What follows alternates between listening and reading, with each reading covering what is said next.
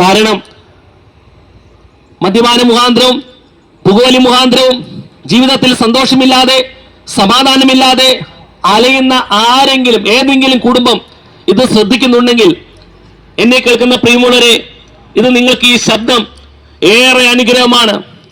ഇത് ഏറ്റെടുത്താൽ നിങ്ങളുടെ കുടുംബത്തിൽ സന്തോഷവും സമാധാനവും കടന്നു വരും. അത് നമ്മുടെ ദേശത്തിന് ഏറ്റവും വിടുതലായി തീരും.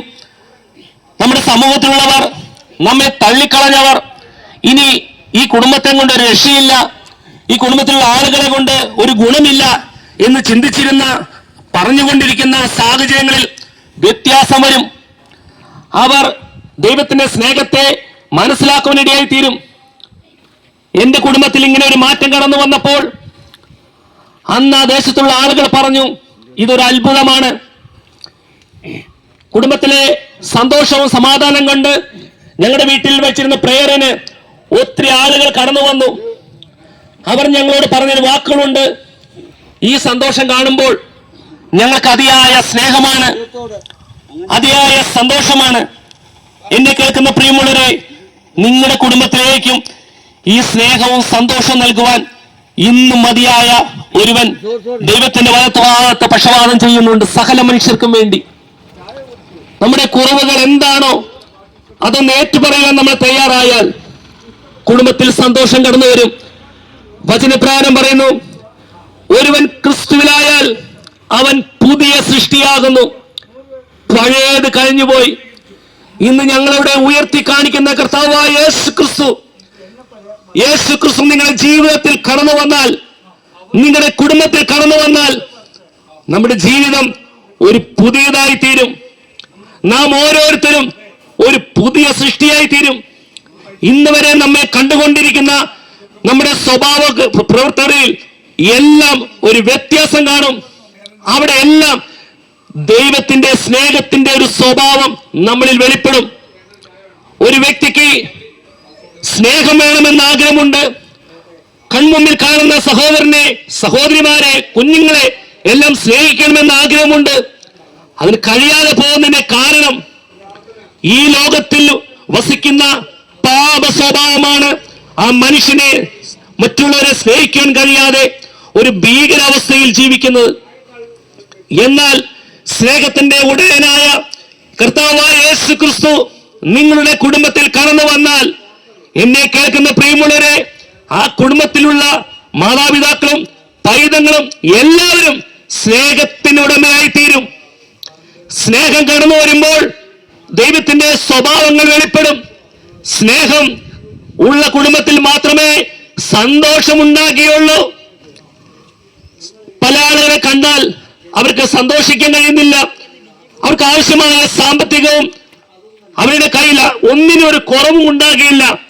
പക്ഷേ അവർക്ക് സന്തോഷം അനുഭവിക്കാൻ കഴിയുന്നില്ല.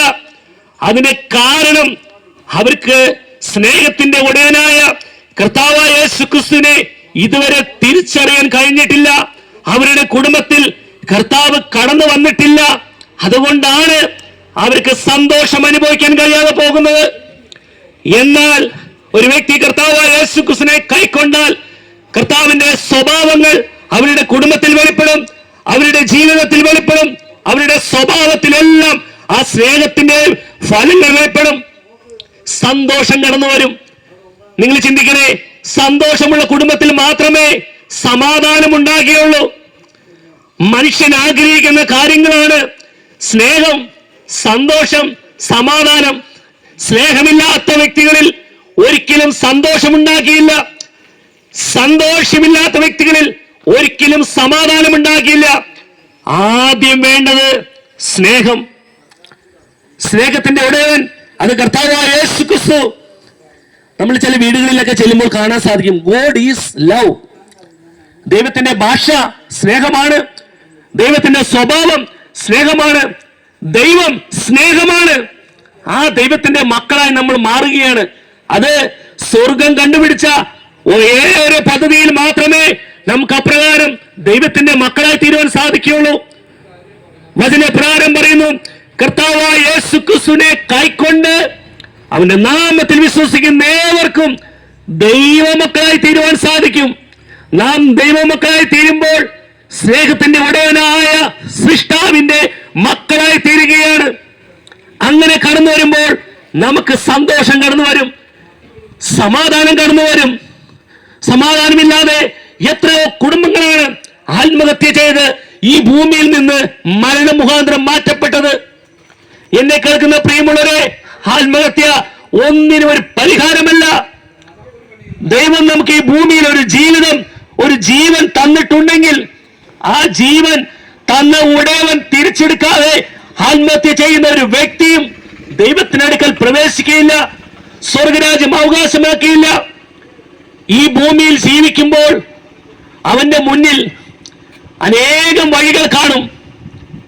എപ്രകാരം ജീവിക്കാമെന്ന് നല്ലതുപോലെ ജീവിക്കാൻ സാധിക്കും. ദൈവത്തെ ഭയമില്ലാതെ ജീവിക്കാൻ സാധിക്കും, ദൈവത്തെ ഭയപ്പെട്ട് ജീവിക്കാൻ സാധിക്കും, ദൈവത്തിന്റെ പ്രമാണങ്ങളെ അനുസരിച്ച് ജീവിക്കാൻ സാധിക്കും. പക്ഷെ ഇവിടെ വെച്ച് ദൈവത്തെ ഭയപ്പെട്ട് ദൈവത്തിന്റെ പ്രമാണം അനുസരിച്ച് ജീവിക്കുന്ന ഒരു വ്യക്തിക്ക് മരണം മുഖാന്തരം ഈ ഭൂമിയിൽ നിന്ന് മാറ്റപ്പെടുമ്പോൾ പിന്നെ അവന്റെ മുന്നിൽ രണ്ട് വഴികളാ. ഒന്ന് സ്വർഗത്തിലേക്ക്, രണ്ട് നരകത്തിലേക്ക്. സ്വർഗത്തിലേക്ക് പോകണമോ നരകത്തിലേക്ക് പോകണമോ എന്ന് ഈ ഭൂമിയിൽ ജീവിച്ചിരിക്കുമ്പോൾ തന്നെ ഉറപ്പിക്കുവാൻ ഒരു മനുഷ്യന് സാധിക്കണം. അതിന് സഹായിക്കുന്നത് കർത്താവായ യേശുക്രിസ്തുവിന്റെ സ്നേഹമാണ്. യേശുവിന്റെ സ്നേഹം നിങ്ങളിൽ വെളിപ്പെട്ടാൽ, ഈ ഭൂമിയിലെ ജീവിതം അവസാനിച്ചാൽ എത്തുന്ന സ്ഥലം എവിടെയെന്ന് വ്യക്തമായി ജീവന്റെ ആത്മാവിന്റെ പ്രമാണത്തിൽ എഴുതിയിട്ടുണ്ട്. മറ്റൊരു വേദത്തിലും കാണുവാൻ സാധിക്കുന്നില്ല. മരണശേഷം ഒരു ജീവിതത്തെക്കുറിച്ച്, മരണശേഷം ഒരു ജീവിതമുണ്ട്. അതുകൊണ്ടാണ് ഈ മരണമെല്ലാം സംഭവിക്കുമ്പോൾ നമുക്ക് കാണാൻ സാധിക്കും, ഒരു പ്രയറൊക്കെ വയ്ക്കും, പ്രാർത്ഥിക്കും. എന്നിട്ട് ആളുകൾ പറയും ഈ ആത്മാവിനെ സ്വർഗത്തിലേക്ക് എടുക്കണമേ എന്ന്. മരണശേഷം പ്രാർത്ഥിച്ചത് കൊണ്ട് ഒരു ഫലവുമില്ല. അവനവൻ ശരീരത്തിരിക്കുമ്പോൾ ചെയ്യുന്നത് നല്ലതാകിലും തീയതാകിലും തക്കതായ പ്രതിഫലം തരുന്ന ഒരു ദൈവത്തിനടുക്കലേക്കാണ് മനുഷ്യൻ പ്രവേശിക്കുന്നത്. അതുകൊണ്ട് ഭൂമിയിൽ ജീവിക്കുന്ന മനുഷ്യൻ മനസ്സിലാക്കണം, ഈ ഭൂമിയിലെ ജീവിതം എന്ന് പറയുന്നത് ഒരു ട്രെയിനിങ് പീരീഡാണ്. ഈ ജീവിതത്തിനൊത്തവണ്ണമാണ് മരണശേഷം ഒരു ജീവിതത്തിലേക്ക് മനുഷ്യൻ പ്രവേശിക്കുന്നത്. ചുരുക്കത്തിൽ ഒരു ഉദാഹരണത്തിൽ ഞാൻ പറയട്ടെ. അമ്മയുടെ ഉദരത്തിൽ ഉരുവാകുന്ന ഒരു കുഞ്ഞ്, ആ കുഞ്ഞ് ഒരിക്കലും വിചാരിക്കുന്നില്ല അവരൊരു നിശ്ചിത സമയം കഴിയുമ്പോൾ, ഒരു നിശ്ചിത മാസം കഴിയുമ്പോൾ ആ കുഞ്ഞ് ഭൂമിയിലേക്ക് കടന്നു വരുമെന്ന്. ആ കുഞ്ഞ് അമ്മയുടെ ഉദരത്തിലായിരിക്കുമ്പോൾ ഉള്ള സന്തോഷം ആമേൻ പറഞ്ഞറിയിക്കാൻ കഴിയുകയില്ല. ഒന്നിനൊരു കുറവുണ്ടാകാതെ അമ്മയുടെ ഉദരത്തിൽ വളരും. എന്നെ കേൾക്കുന്ന പ്രിയമുള്ളവരെ, ഒരു നിശ്ചിത മാസം കഴിയുമ്പോൾ ആ കുഞ്ഞ് ഭൂമിയിലേക്ക് കടന്നു വരും. ഭൂമിയിൽ അവനൊരു നിശ്ചിത പീരീഡ് ദൈവം കൽപ്പിച്ചിട്ടുണ്ട്. അതൊരു മനുഷ്യന് വിധിക്കാൻ കഴിയുകയില്ല. ഭൂമിയിലേക്ക് ജനിക്കുന്ന കുഞ്ഞ്, നിങ്ങൾ ശ്രദ്ധിച്ചു നോക്കണേ, ഒരിക്കലും സന്തോഷത്തോടെ അല്ല കടന്നു വരുന്നത്. ആ കുഞ്ഞ് ചിരിച്ചുകൊണ്ട് ഹാപ്പിയായി അല്ല കടന്നു വരുന്നത്, പൊട്ടിക്കരഞ്ഞുകൊണ്ടാണ് കടന്നു വരുന്നത്. അതിന് കാരണം എന്താണ്? മനുഷ്യന്റെ ഉൽപ്പത്തിയെ കുറിച്ച് ചിന്തിക്കുമ്പോൾ മനസ്സിലാക്കാൻ സാധിക്കും, മനുഷ്യനെ സൃഷ്ടിച്ചത് ദൈവമാണ്. ദൈവം മനുഷ്യനെ സൃഷ്ടിച്ചിട്ട് അവന്റെ മൂക്കിൽ ജീവശ്വാസം മൂടി മനുഷ്യൻ ജീവനുള്ള ദേഹിയായി തീർന്നു. പറയട്ടെ, ദൈവം സൃഷ്ടിച്ച മനുഷ്യൻ ദൈവം പറഞ്ഞതനുസരിക്കാതെ പാപം ചെയ്ത് ദൈവമായുള്ള ബന്ധം നഷ്ടപ്പെടുത്തിയപ്പോൾ മരണത്തിന്റെ അധികാരിയായ അന്ധകാരത്തിന്റെ പ്രഭു മനുഷ്യനെ കീഴടക്കി. മനുഷ്യൻ പാപത്തിനടിമയായി തീർന്നു. തന്റെ ജീവിതത്തിൽ ദൈവിക സന്തോഷം, സമാധാനം എല്ലാം നഷ്ടപ്പെട്ടു. മനുഷ്യൻ പാപത്തിനടിമയായി തീർന്നു. തൽഫലമായി ഈ ഭൂമി ശാപത്തിന് കീഴിലായി. ഈ ഭൂമി ശാപത്തിന് കീഴിലായതുകൊണ്ടാണ് ഈ ഭൂമിയിൽ ജനിക്കുന്ന കുഞ്ഞുങ്ങൾ നിലവിളിക്കുന്നത്. ദൈവം സൃഷ്ടിച്ച മനുഷ്യൻ ഭൂമിയിലാക്കിയപ്പോൾ ഭൂമി അനുഗ്രഹിക്കപ്പെട്ട നിലയിലായിരുന്നു. എന്നാൽ മനുഷ്യൻ പാപം ചെയ്തു മുഖാന്തരമായി ഈ ഭൂമി ശാപത്തിന് കീഴിലായി തീർന്നു. ഈ ഭൂമിയുടെ സ്വഭാവം മാറി. ഈ ഭൂമിയിൽ അസൂയ, പക, പിണക്കം, ജാരശങ്ക, ക്രോധം, ഭിന്നത, വെറിക്കൂത്ത്, മദ്യപാനം, ഇങ്ങനെയുള്ള ദോഷ സ്വഭാവങ്ങളിലേക്ക് ഈ ഭൂമി മാറി. ഈ ഭൂമിയിൽ അന്ധകാരത്തിന്റെ പ്രഭുവായ പിശാച് വാഴുവാൻ തുടങ്ങി. അതുകൊണ്ടാണ് പ്രിയമുള്ളവരെ, ഭൂമിയിൽ ജനിച്ചു വീഴുന്ന കുഞ്ഞുങ്ങൾ നിലവിളിച്ചുകൊണ്ടാണ് കടന്നു വരുന്നത്. കാരണം അത്രയ്ക്ക് മ്ലേച്ഛകരമായ ഒരവസ്ഥയിലേക്ക് ഈ ഭൂമി മാറിക്കഴിഞ്ഞു. എന്നാൽ ആ കുഞ്ഞ് ഈ ഭൂമിയിലേക്ക് ജനിച്ചു വീണു. അവൻ ഇതിനെ പതിയെ പതിയെ പരിചയപ്പെടാൻ തുടങ്ങി. അവൻ ഈ സ്വഭാവങ്ങൾ ശീലിക്കുവാൻ തുടങ്ങി. അപ്പോഴെല്ലാം അവന്റെ ഹൃദയത്തിൽ ദൈവം അവന്റെ ശരീരത്തിൽ ഒരു ഹൃദയം സൃഷ്ടിച്ചിട്ടുണ്ട്. ദൈവത്തിന് സംസാരിക്കുവാൻ, ദൈവത്തിന് ബന്ധപ്പെടുവാൻ അവൻ്റെതായ ആ സ്വഭാവത്തിൽ അവൻ വളർന്നുകൊണ്ടിരിക്കുമ്പോൾ ദൈവം അവനോട് സംസാരിക്കും. ദൈവത്തിന്റെ അടുക്കൽ നിന്നാണ് നീ കടന്നു വന്നത്. ഇപ്രകാരം ഒരു ജീവിതം ദൈവം നിന്നിൽ നിന്ന് ആഗ്രഹിക്കുന്നില്ല. നിന്റെ സ്വഭാവം ഈ പ്രകാരമല്ല ദൈവം ആഗ്രഹിക്കുന്നത്. നല്ലതിനെ കുറിച്ചും തീയതിനെ കുറിച്ചും സംസാരിച്ചു കൊണ്ടിരിക്കും. പക്ഷേ അതിന് മനുഷ്യന് സ്വയം കഴിയാതെ കടന്നു വന്നപ്പോഴാണ് സ്വർഗത്തിലെ പുത്രൻ, ദൈവത്തിന്റെ ഓമന പുത്രൻ ഈ താണ ഭൂമിയിലേക്ക് കടന്നു വന്നു. സകല മനുഷ്യരുടെയും പാപത്തിന്റെ പരിഹാരത്തിന് കർത്താവായ യേശു ക്രിസ്തു കാൽവരിയിൽ യാഗമായി തീർന്നു. ഇനി ഭൂമിയിൽ ജീവിക്കുന്ന മനുഷ്യർക്ക് സ്വയമായി രക്ഷ നേടുവാൻ കഴിയാതെ കടന്നു വന്നപ്പോൾ കർത്താവായ യേശു ക്രിസ്തു ആ രക്ഷ കാൽവരിയിൽ ഒരുക്കി. വചനപ്രകാരം പറയുന്നു, മറ്റൊരുത്തനിലും രക്ഷയില്ല. നാം രക്ഷിക്കപ്പെടുവാൻ ആകാശത്തിൻ കീഴിൽ മനുഷ്യരുടെ ഇടയിൽ നൽകപ്പെട്ട ഏകനാമം അത് കർത്താവായ യേശു ക്രിസ്തുവാണ്. ആ യേശു ക്രിസ്തുവിന്റെ നാമത്തിലൂടെ കടന്നു വരുന്ന ദൈവവൈതൽ ഈ ഭൂമിയിൽ നിന്ന് മാറ്റപ്പെട്ടാൽ അവൻ ഉറപ്പായും നിത്യത അവകാശമാക്കും, സ്വർഗരാജ്യത്തിൽ പ്രവേശിക്കും. അതല്ലാതെ ഈ ഭൂമിയിൽ ജീവിച്ചു മരിക്കുന്നു എന്നതുകൊണ്ട് മാത്രം കാര്യമായില്ല. ആ മനുഷ്യൻ കർത്താവിനെ സ്വീകരിക്കുന്നില്ല എങ്കിൽ, കർത്താവിന്റെ രക്ഷണനാഥമായി കൈക്കൊള്ളാനാണ് ഭൂമിയിൽ മാറ്റപ്പെടുന്നെങ്കിൽ നിത്യ നരകത്തിലേക്ക് കടന്നു പോകും. സ്വർഗം കണ്ടുപിടിച്ച ഏക പദ്ധതി കർത്താവായ യേശു ക്രിസ്തുവാണ്. കർത്താവായ യേശു ക്രിസ്തു വിശ്വസിക്കുന്ന ഏവരും നശിച്ചു പോകാതെ നിത്യജീവൻ പ്രാപിക്കേണ്ടതിന് ദൈവം അവനെ നൽകുവാൻ തക്കവണ്ണം ഈ ലോകത്തെ സ്നേഹിച്ചു. ദൈവം നമ്മൾക്ക് ഈ ലോകത്തെ കണ്ട് സ്നേഹിച്ചുകൊണ്ടാണ് പ്രിയമുള്ളവരെ പിശാചിന്റെ കയ്യിൽ നിന്ന് നമുക്കൊരു മോചനം ലഭിച്ചത്. ഇന്ന് ഈ ശബ്ദം നിങ്ങൾ കേട്ടുകൊണ്ടിരിക്കുമ്പോൾ നിങ്ങളുടെ ഉള്ളിന്റെ ഉള്ളിൽ നിങ്ങൾക്ക് ഒരു ആഗ്രഹമുണ്ടോ?